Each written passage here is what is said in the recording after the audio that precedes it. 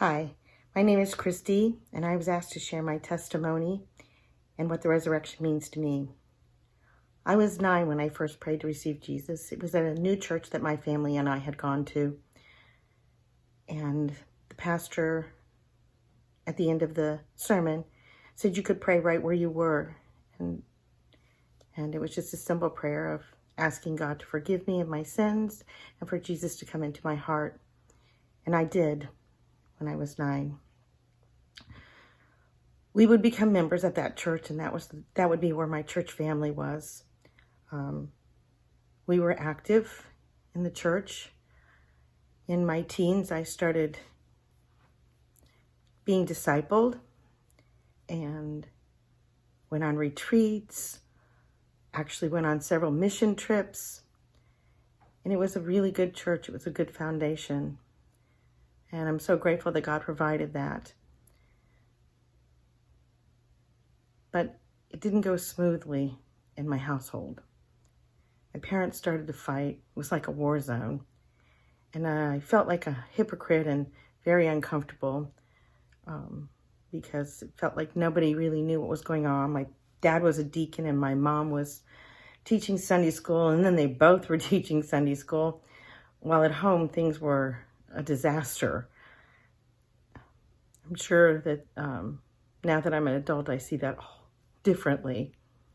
They were doing the best they could, but they were just sinners, just like I was, just like I am. But that didn't stop the role that happened for me. My parents divorced, and a little while after my parents divorced, my church family dissipated for many different reasons. And so I felt like I'd lost 2 families at once. So I had kind of a crisis of faith and sort of did what I call my prodigal time. Now, I never said I didn't believe in Jesus during that time, and it would have been a little better if I did, because I definitely was not living a life led by God. I was leading a life that I wanted God to do things for me, be there for me, and all the while do what I wanted to do.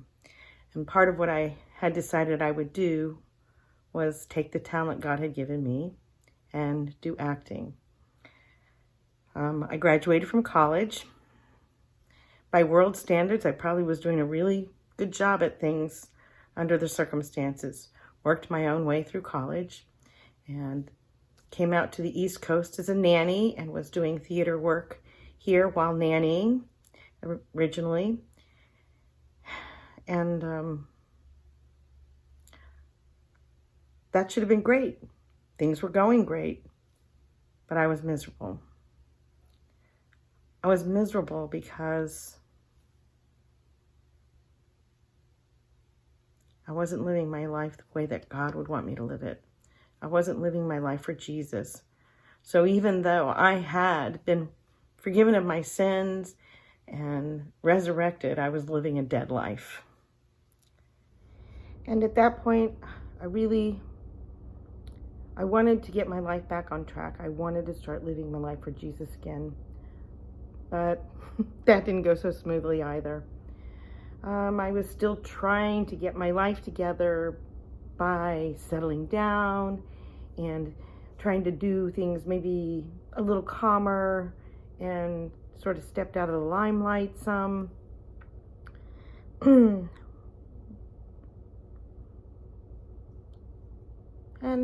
during that time, I met who would be my husband, and we would get married and we'd be attending Be Free.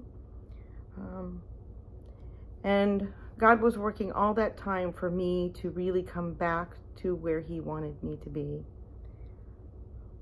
and what He had for me. And if I could tell anybody, if you don't know Jesus, then you don't know what you're missing. But don't expect it not to be messy. And if you do know Jesus and you're not living your life the way God would have you live it, I encourage you God is right there. He is so waiting for you to just make the decision to turn around and let him embrace you. The best thing about that time in my life when I had the prodigal time was that I learned that no matter what was going on,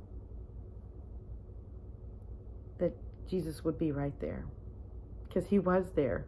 I wasn't doing what I was supposed to be, but he was faithful the entire time.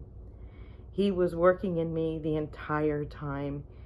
He resurrected who I am and continues to resurrect dead, messed up parts of myself